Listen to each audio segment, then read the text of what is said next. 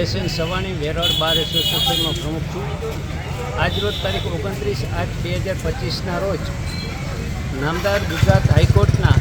Justice Shri Sandeep ભટ્ટની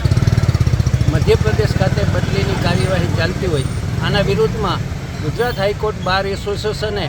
ગઈકાલે સંપૂર્ણપણે આ બદલીને રોકવા માટે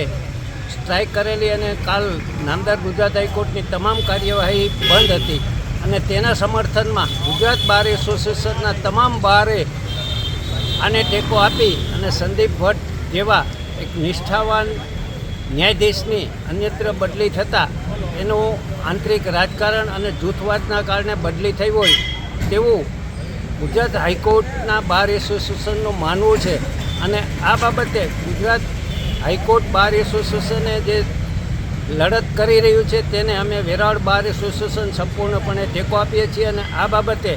સુપ્રીમ કોર્ટના ચીફ જસ્ટિસ સમક્ષ રજૂઆત કરવાની હોય અને સુપ્રીમ કોર્ટના કોલિજિયમ સમક્ષ આ અંગેની રજૂઆત કરવાની હોય એટલે ગુજરાત હાઈકોર્ટ બાર એસોસિએશનને સંપૂર્ણપણે ટેકો આપી અને આજરોજ વેરાવળ બાર એસોસિએશને કાનૂની કાર્યવાહીથી અલિપ્ત રહેવાનું નક્કી કરેલ છે।